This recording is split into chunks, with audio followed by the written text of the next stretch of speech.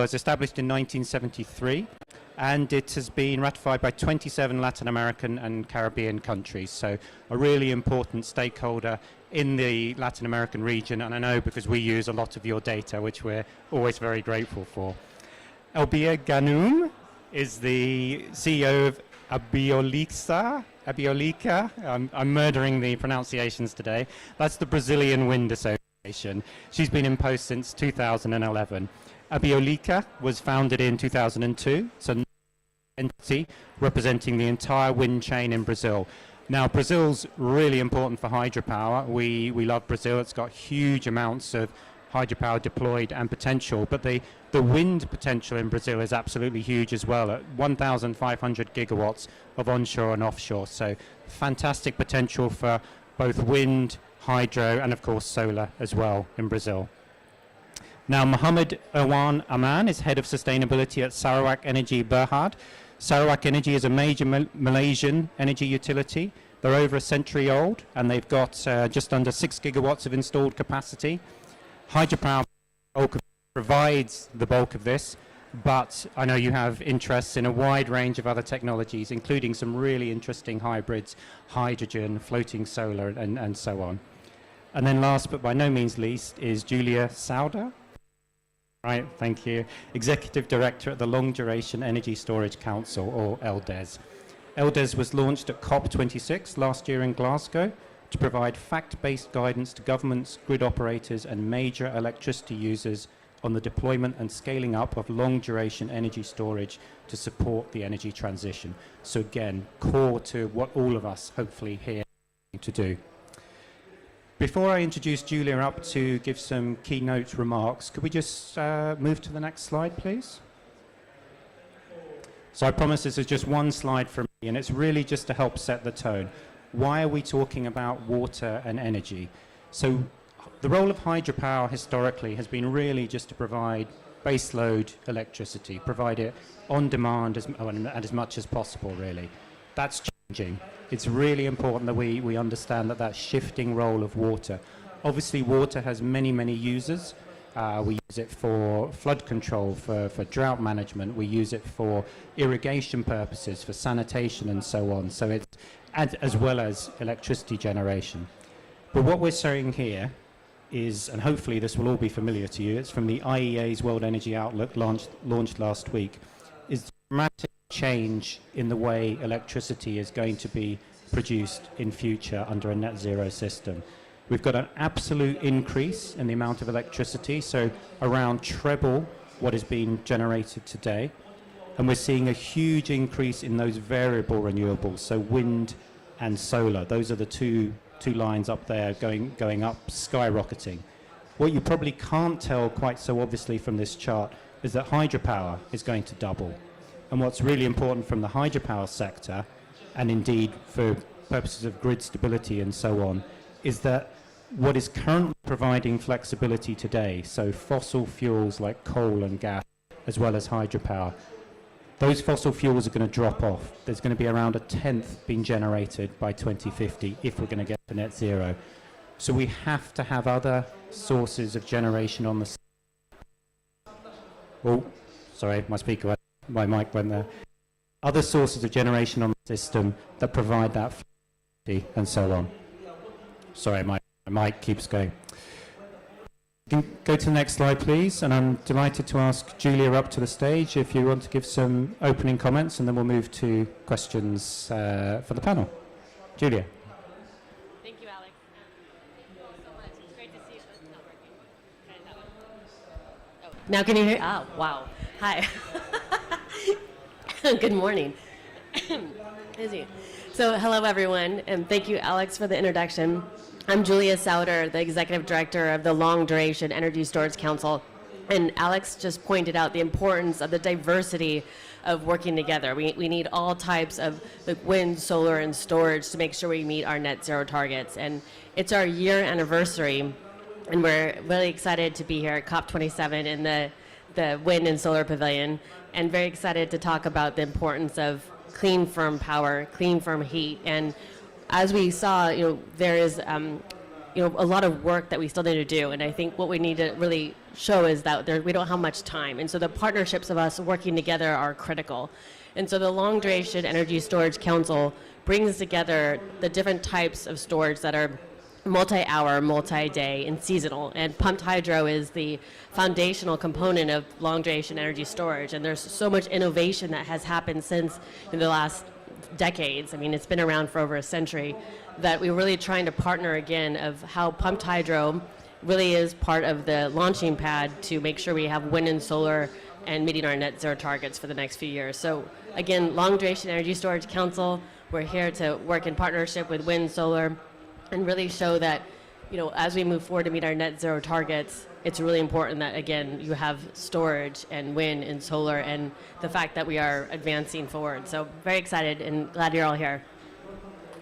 Great, thank you so much, Julia. Can I ask the panelists to come up to the chairs up here? That's all right? Yeah, Alfonso, Owen, Julia, thank you. And I'll try and operate this microphone properly. It's given me grief this morning. So we will kick off with, if you just bear with me for a moment.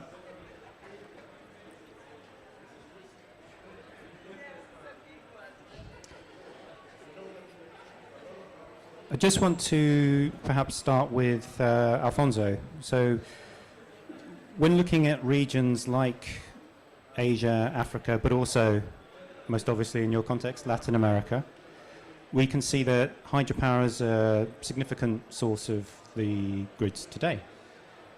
How does that help at present with providing flexibility onto electricity grids in the region? How does it act as a battery for the audience who may be perhaps less familiar with some of the operations of electricity systems? Yeah. Ooh. we are having a problem. Well, thank you very much for this invitation. It's a real pleasure to be here, and I believe that Latin America is a very good example of the role of hydropower in the power sector. We started the development of the hydropower in Latin America in a very important effort during the 70s.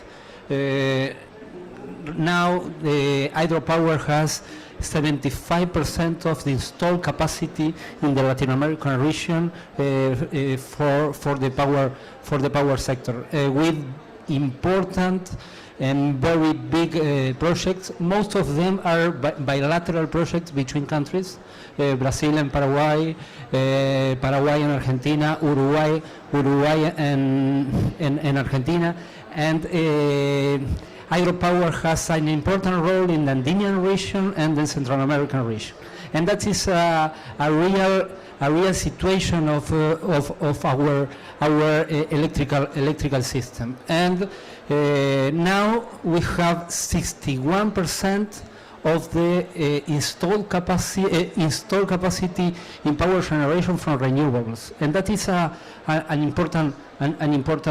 important issue, because 61% in comparison with the rest of the world is very high. And in the renewables, 75% is hydro in the installed capacity in the region. But there are some countries that has 100% of electricity from renewables in our region, and in all the world we have less than 20 countries with higher percentage of 70% of renewables. 12 of those countries are located in the Latin American region. And what is the secret of this high impact of the electricity markets in the Latin American region? The role and the complementarity between hydro and new renewables, because hydro is a battery of the system. Most of our hydro, most of them located in the southern cone and Brazil, has a very important storage of water. And additionally, we have a very good regulatory framework for the dispatch of the hydro. Hydro and the water has a price in our systems, and a signal price for the storage in the system, and we can manage the electrical system with a very good economical signals in order to dispatch the system and include those renewables that are not intermittent in the system with a very good use of the resources. Now we have an additional challenge. This challenge is how to increase the efficiency in our systems in order to interconnect the different countries, because we have a bilateral market between countries using hydropower, is the installed hydropower, and we have to have more interconnected and markets, dynamic markets, in order to have a better use of the hydro conditions in our region. Because sometimes when you have better good conditions in part of the Andean region, for example Colombia, the hydro system is completely different than the other side of the Andes, and that kind of efficiency in the use of hydro systems are very important. But I have to highlight an additional point, that is the impact of the climate change in our hydropower systems, because climate change has an important impact in the existing infrastructure for hydropower generation. There's a lot of changes in the water conditions and hydraulic systems in the region. Most of them are very impacted by the changes in the average availability of water in the different subsystems, and there's an additional problem, that is the erosion that has the hydro systems in our region due to high impact climatic events, and we have studies. We developed that kind of studies with the IDB in the region, for the Central American region, for the Andean region. Now we are finalizing the studies for the southern cone region. But the impacts of climate change in the systems are very high. We have to adapt our existing infrastructure to climate change. We have to repower some of the existing hydropower, but the final comment is the complementarity between hydro and new renewables can provide 100% renewable energy systems. We have Costa Rica, we have Paraguay, Uruguay with more than 90%, Panama. There are a lot of countries. Brazil has more than 85% of renewables. Well, there's a lot of countries in the region with high penetration of renewables, and the secret is the complementarity between hydro and renewables. Thank you so much, Alfonso. So some really key points there that I think came out as the role of hydropower at the moment, providing that low carbon kind of base load to build on, the complementarity. We'll come back to planning and whether that's changing in the future, because I'm really interested to hear what's going on in South America. But you picked up on climate variability, which is critically important for hydropower and all technology. So I might jump across the world to Erwan in Malaysia, in Asia. And perhaps, Erwan, you could tell us a little bit about how Sarawak is dealing with climate variability, in particular for hydropower. What are the changing patterns? What does it mean for you guys trying to develop in the most sustainable way?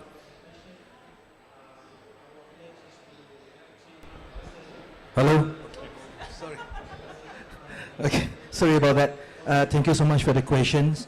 Yes, climate change will impact our hydro power plant. For your info, 2021, 77% of our electricity coming from hydro, so huge for our system.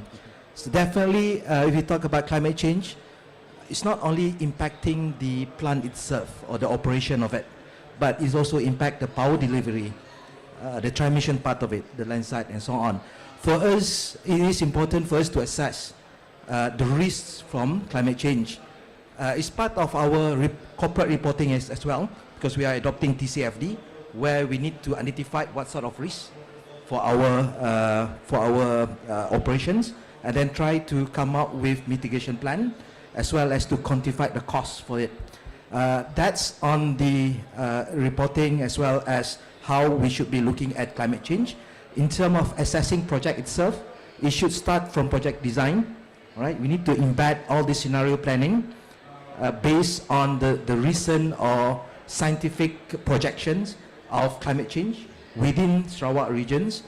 That's on the design stage. And then on operation side, we need to continuously assess the impact on us and really monitor it. Only by having a proper assessment, we're able to draw down a proper mitigation plan so that we are able to build resilience within our operations. I think, thank you. Thank you so much, Erwan. So, in short, it sounds like you're confident in planning for the future despite the changing patterns of water availability, that hydropower can still play that important role. Yeah, fantastic. Albia, maybe I can ask you the same question, but from a wind perspective. With the changing patterns of weather, which of course affect all technologies, extreme heat, we just heard about the effect of water on hydropower. What about for the wind sector? Are you able to plan appropriately, thinking ahead to long-term changes in the way that the climate is going to change wind patterns? Yeah, thank you, Alex. Good morning, everybody. It's so nice to be here. Thank you, Joaquim, for invitation. I'd like to say hello for two friends, Brazilian friends. They are from ISO, the president of ISO, the operator of ISO Brazil. They know everything that we are discussing here. So, yes, the first point is about Brazil has a very, very big renewable potential. We start our production with renewable a long time with hydro plants. Our hydro plants answer for 65% of stock capacity today, and the wind about 30%. Actually, I believe that in social and environment context, we have no space to increase more big hydro in our country, but we have other potential like wind, solar, biomass, and the others. We had two bad experiences, one recently in the last year with scarcity, exactly because climate change, because we was in very difficult situation the last year because we didn't have the hydro plants didn't work as we supposed.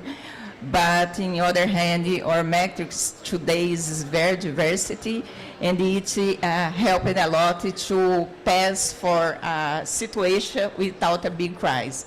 We had a very difficult situation in 2001, 2002, is exactly when I started my career 20 years ago. It was a supply crisis, and it was so difficult for us. We needed to have a hatchling program. But I think that time we learned something about that's necessity to diversity or metrics. Some decisions was made at that time, and after this we started to look a little bit more for other possibilities, and we start with wind program in that time. But wind was so expensive in 2002, 2004 when we start. But we start with a problem. And because technology, because scale in the world, wind become very competitive. And since 2009, wind has been increasing a lot. Nowadays, we have a very diversity matrix, or mix is good, but we know that we need to increase more renewable, other new technology like solar, renewable, like solar, biomass, wind. And there are points about this that is very interesting, because we are talking about storage with Julia. Or hydro plants is a big storage. But we operate our system as 20 years ago. Then we need to put value in this water. We need to change the way that we operation and that we put price in the water, because water for us is a very good storage. Then it's a discussion that we'll do in Brazil. The operation here, they agree with us. We need to change, to think about our model, because if you change the way that you work, we can use a little bit more this characteristic of storage. You will not use only megawatt hour from water. There are other point that's interesting is repower. Repowering your hydro plants, it's important. And there are other discussion there is about to use power hydro plants with a reversible way.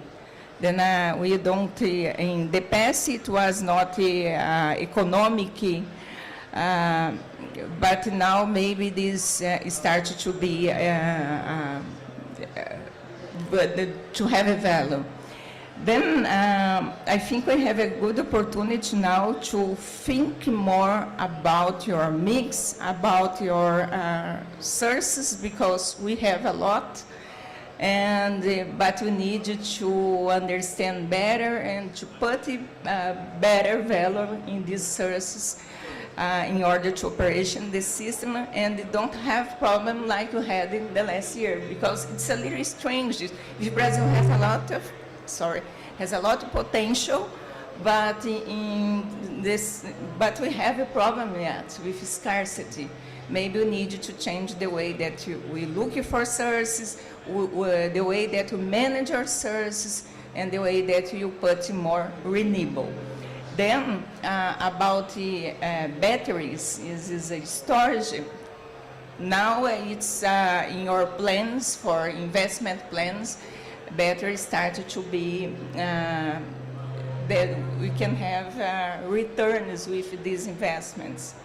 Then I believe it is time to start to run with batteries in the system, because our dream is have a little bit more renewable. We have 85% today, but we believe that we have more space for this. Blanco was talking about integration, the Latin America system. It is a kind of a dream for us. Of course, we have Itaipu, it's a big hydro. We have some connection with Argentina, Uruguay, but Brazil always discussing about to have a big integration and use this system, but actually we didn't this yet. Then I have two dreams about this discussion. Is to have this the rush integration in Latin American countries, and I have the other dream that I believe it's a short term, that to change the way that we manage and put value in our sources. Then you have more space for wind, you have more space for solar, and you can have more renewable sources in our metrics. Thank you so much. And I think you picked up there almost regrets that 20 years ago we didn't think in Brazil in a more integrated, holistic way. Brazil isn't unique in that respect. We're seeing in Europe now, because of the energy security crisis, you know, what many people have been saying for years was going to happen at some point, that lack of foresight, that lack of integrated planning. And you made a really important point, I think, about valuing the services that are provided. You know, the value of water, it can be, as I said right at the beginning, can be used in so many different ways. How do we ascribe a proper value to that? And we should avoid doing, there's an English expression, don't put all your eggs in one basket. You know, diversity, spread things out, but in order to do that, you do need to provide that value. Julia, I wonder, just on that note, if we can jump to you. I know I'm going slightly off script, but do you see particular markets where they are valuing that kind of flexibility and storage in a way that you think is a good example for the energy transition? Thanks, Alex.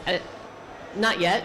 I think that's what we have to work on together. Is we need a market. We need to make sure we're getting the value for all the grid services that are being provided by pumped hydro and long duration energy storage. And because you have, as I start, sorry, as you have, you know, the grid services, the value add, the ancillary services, when you don't have wind and solar every day, but you have pumped hydro as a seasonal storage, there are some markets that give credit, but only a part of it. And so as we work together to make sure that long duration energy storage and pumped hydro are providing grid services, they're giving you the affordability, they're giving you the security, and they're giving you the reliability.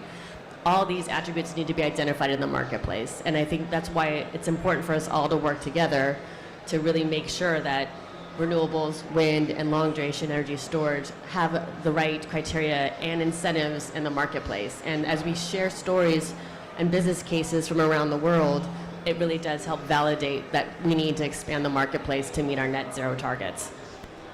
Thank you so much.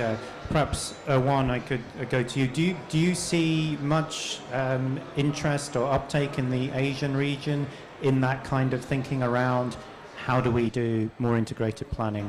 How do we provide value to the type of services that flexible generation can provide to enable wind and solar at scale? Yeah. So basically, holistic and integrated planning is a must to embark on this. So for okay, I think now should be okay. Right, for Sarawak Energy, for us, Southeast Asia region, I think the key, we understand long duration energy storage is quite a big potential in Southeast Asia, but the key enabling factors will be interconnection with other regions, because we know that hydro or solar or wind it's very site specific. For us in Malaysia, wind is not that, in terms of potential, it's not there, because we have a very low speed wind. But for solar, yes. But for certain countries, for example, Vietnam and so on, there's a huge potential in terms of solar and wind as well. So key enabling factors will be the interconnection. And then it's important for the government to work together, to come together and work together to create an enablers, right, for interconnection, for example. And then by having a clear policies, clear roadmaps for this, then private sectors can invest into this. So I think, yes, there's huge potential, but we need to enable the first steps, yeah, how we should be doing it. Thank you. Fantastic, thank you. And jumping back to Latin America and Alfonso, do you see a greater interest in where you're sitting and your discussions with governments and policymakers in that type of integrated planning? You've already set out that Latin America in some respects has quite good connection, but it sounds like there could be more. There's always potential for more. How's the current thinking evolving? What are policymakers saying to you? Well, regarding interconnections and integrated markets, we have to talk about different sub-regions in the Latin American region. We have an integrated market that is a Central American market with some problems. Now Guatemala wants to go out to the agreement, but the interconnected market in the Central American region is operating for a long period, and is based on the installed capacity from hydropower generation in some of the countries of the Central American market. We have an additional initiative that's allows support in the region, that is the Andean interconnection for the Andean countries. The Andean power system is completely different than the Southern Cone and Brazil system, because it's based, most of them, with past hydropower generation from altitude, not storage power generation. There are a small capacity of storage in the Andean system for most of the power station power generation. There's a difference between Venezuela and Colombia. They do have some storage in their hydropower, but there's an interconnected project for the Andean region. Now Ecuador is exporting electricity from hydro to Colombia, most during some periods of the year, but the rest of interconnection between Andean countries, there's a lack of infrastructure for the interconnection between Peru and Chile, and other lack of infrastructure for interconnection. Additionally, the integration process in the Sydney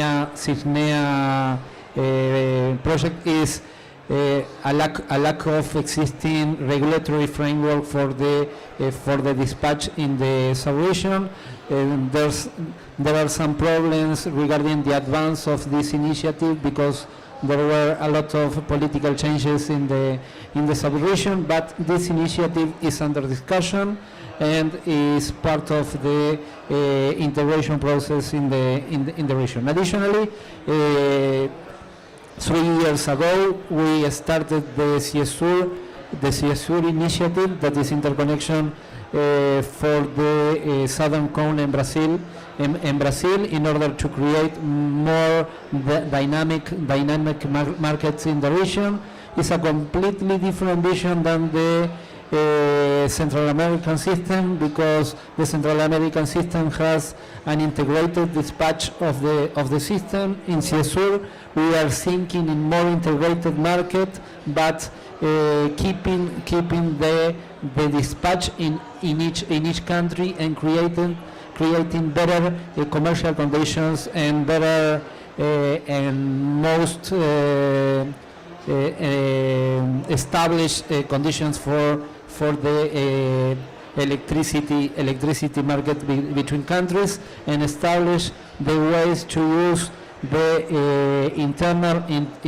internal systems in order to, for example, sell energy between Paraguay and Chile, and in that kind of discussions we are working for the Southern Cone.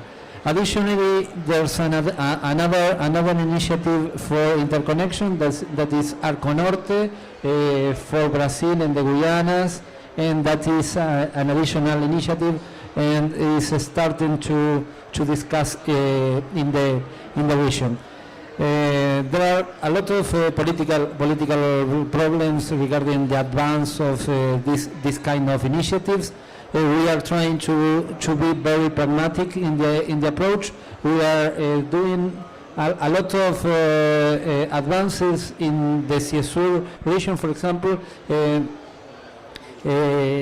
she was talking about the recent crisis, hydrological crisis in Brazil, where the exports from Uruguay, Paraguay, and Argentina was the key for this hydrological crisis in Brazil.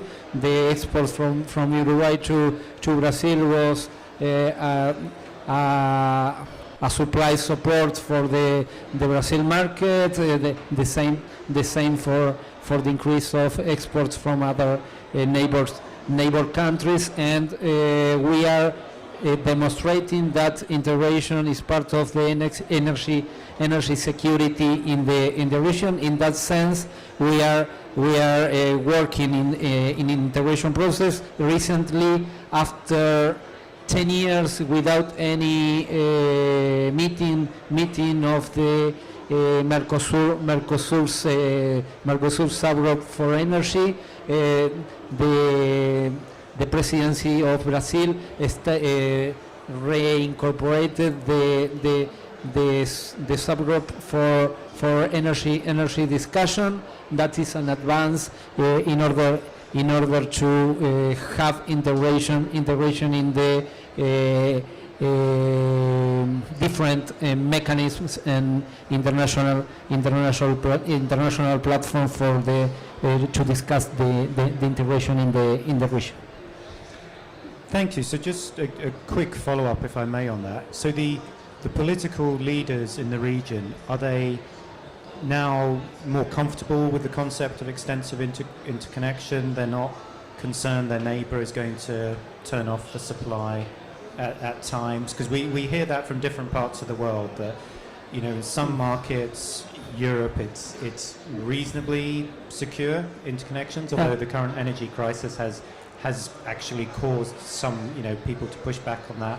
Africa a lot more difficult, but yeah. So what's your experience? Yeah, I believe that the electrical system and interconnection, bilateral relations between countries in the electrical markets has a long term without any problems. Brazil with Paraguay shared the Itaipu for a long term. The same with Paraguay and Argentina with Yacyretá. Uruguay with Argentina with in Salto Grande. There's a very good experience in electrical markets. The experience in gas market is completely different. There was an important problem regarding the interconnections between Argentina and Chile, and the export of gas from Argentina to Uruguay, and some problems in other gas markets. But I believe that the electricity markets, interconnected electricity markets, during long period, starting in the 70s, was a energy supply and security for energy security for the Latin American systems. The same now is the good relations and interconnections between Ecuador and Colombia, and now there's a project for interconnection between Colombia and Panama that is under development too. I believe that there's no problems regarding energy security and energy independence between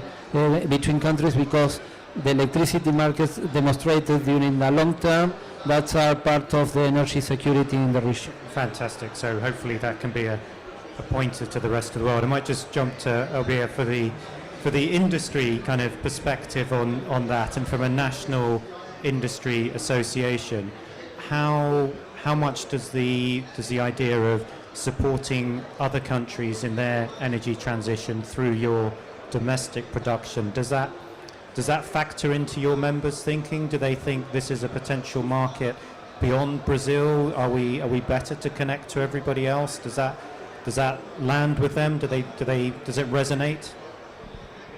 Yes, Alex, thank you. So actually, I think we have a quick question, key question here, and the key answer here is about climate change, energy transition, and how much you can increase sources like solar and wind that is you cannot control is in general variable sources. This is a question for us, and when you think about integration with other countries, at the end of the day, you are discussing about energy security. Then when we think about this, Brazil is a very big country. Then we know that the answer for this quick question is about integration and connection. As a big country, we have a big interconnection system. 97% of demand is in connection. Then we have a big connection between northeast and the southeast. We produce more in the north. Increase much more our connection because connection can be an answer for energy security because you can. And then for this reason, we believe that when you manage your country, it's a big country, you can think about connection with other countries. So about the market, we have a big potential market in Latin American countries when you talk about industry, because we develop a large industry for wind. Nowadays, we produce about 70% of machine in national contents inside Brazil. But sometimes when companies that are in Brazil sell turbines for Uruguay or Argentina, need to import from European countries. Yeah. We don't produce inside Brazil to export to Argentina, Uruguay. And we have this project, I work in this project since 2013 in order to run this commercial process. We export services, we export some components, but we don't have a large industry because we need to work in order to improve. We need some policies for this. Then now, because we changed the government, every time we change the government, I try again. Then I will try again. I have a project ready to run in order to increase the industry, because we have 5 or 6 companies that produce turbines. We have more than 1,000 components that we produce there. Then we need to explore this Latin market. Then I believe that we can do this. I will try again. Thank you. So that actually brings in a really important point about the energy transition. We've seen the scale of the challenge that's needed. We need to multiply wind and solar by factors of 10 or 20. We need to double hydropower, increase nuclear, increase biomass, increase long-duration storage. But we've still got these very real-world pressures of people's jobs, and where is this equipment going to be made, and what are the rules and regulations that are coming into play? And without being too depressing, it shows the scale of the challenge, and that we really need to bring everybody with us. And talking about bringing everybody with us, I should probably go to the audience to see if anybody has any questions. I do have a couple more for Julia and Erwan, but please, anybody? I see one from there's the two. I'll pass over my mic. Good morning. My name is Alexandre Zucarato. I'm one of the directors of Brazilian System Operator. Maybe less than a question, but to share 2 of big issues or big challenges that we have in the integration of water with energy. One is let's say, more long-term energy, something like Mohammed said, to access the risk of water availability to provide hydraulic power. As a planning adequacy criteria in Brazil, we somehow use we need to serve power even in worst case scenario. Our reference is 7 years of drought in the 50s. Today we just crossed this record. We are following 10 years of drought here in these last 10 years, okay? With a very, very important energy crisis last years. This year is a little better, but the question is, how frequently will we repeat this pattern? So it's twice per century, or it will be twice per decade, or so. This is the big issue from the long-term perspective. From the short-term perspective, the hydro generation as a battery or not is related to a multiple usage of water, and very specific regarding to inflow, outflow restrictions regarding multiple usage, even social or economical or environmental. So the rate of variation of the outflow is a key component of that, because if you cannot variate the outflow, your hydro cannot compensate the variability of wind and solar. So these are two huge challenges that you need to access. The risk of the long-term draws and how to deal with outflow variation to be able to compensate wind and solar. So this is my contribution. Thank you so much. And yeah, that multi-purpose use of water, it's fantastic, but it is very, very complicated, working through how we make the best use of it. And I see Eddie's got a question. Eddie, do you want to introduce yourself? Yeah, hello everyone, I'm Eddie Rich, I'm the CEO of the International Hydropower Association. Great panel, thanks very much for that. Actually, I wanted to pick up on your first question and perhaps expand it. It's not only is it going to be a problem, is it going to be a twice a decade problem or a twice a century problem? But what's the answer? I mean, is it, if hydropower is going to, if climatic variability is going to be a threat to hydropower output and the hydrological functioning, is the answer more hydropower or less hydropower? Great question, Eddie, from the CEO of the International Hydropower Association. You can guess. Should we start quickly? Perhaps Erwan can go first, and then we'll move it down. Then we'll come to Alfonso. Erwan, is the answer more hydropower? Yeah, definitely from the IEA reports, we need to double our hydropower. Definitely, yes.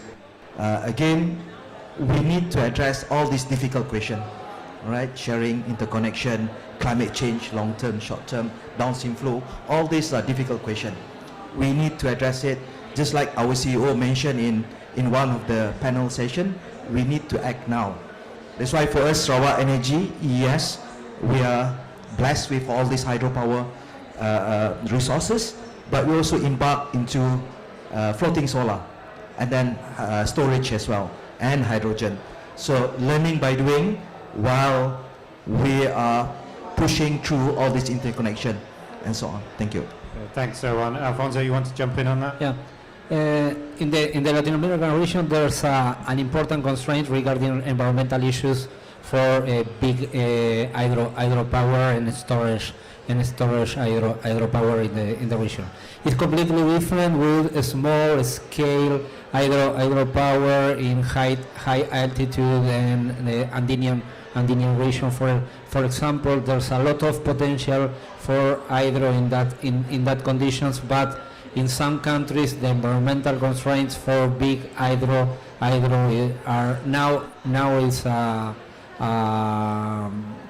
a lack of possibility to increase the installed capacity in some countries. But Brazil is a case, Uruguay is another case, Chile is other case with no possibility to increase big hydropower installations. But there's an incredible opportunity regarding repowering the existing installations. That is a very good possibility. The repowering the big hydro that we have is a good option. Now Salto Grande is under that process in order to increase the efficiency of the installed capacity and increase the use of some vertimientos. I don't know the word in English, but that is a very good opportunity to increase hydro in the region.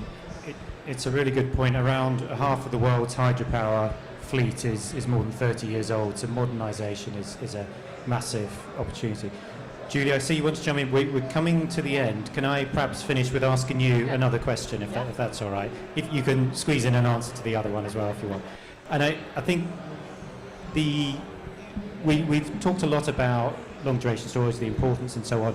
Many places in the world still don't have electricity. You know, the rate of electricity penetration in sub-Saharan Africa, for example, is extremely low, and it's true in other, obviously, developing countries. Should we be actually focusing on flexibility, storage, and so on, when so many people don't even have basic power? We need to do both. So I think the 500 million people here in Africa that don't have electricity have access to electricity, and so how do we leapfrog and bring different types of technologies that the local communities need? And so there are types of long duration energy storage in the meter, or that are small scale, that are remote. There are other types of long duration energy storage that are gigawatts, that are pumped hydro, that are compressed air, that are hydrogen.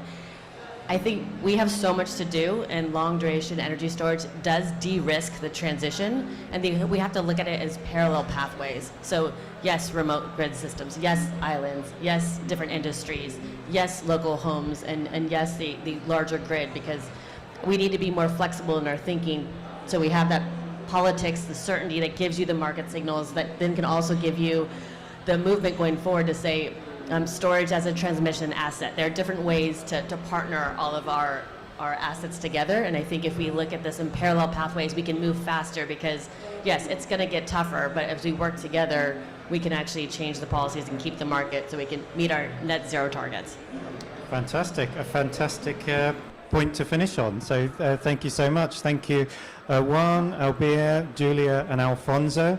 It's been a pleasure. We've jumped all the way around the world. We've heard about the importance of planning for a climate secure future and the role hydropower can play in that, the importance of doing earlier integrated planning, and the unfortunate case of Brazil, but many other countries where we're now paying the price for not having thought about a diversity 20 years ago. The really important points around getting the pricing and the mechanisms and the policy frameworks right, and not to delay and to get on with it now. And of course some of the best practice from Latin America, where grid planning has been going on for some time. We're trying to get integration in place, and that hydropower is currently providing the backbone of probably the most low carbon continent in the world, I think, apart from Antarctica of course, but certainly compared to the rest of them. So thank you very much to our panelists. Thank you for those in the audience here and online. And yeah, we hope to see you at lots of other events shortly. Thanks again. Bye-bye.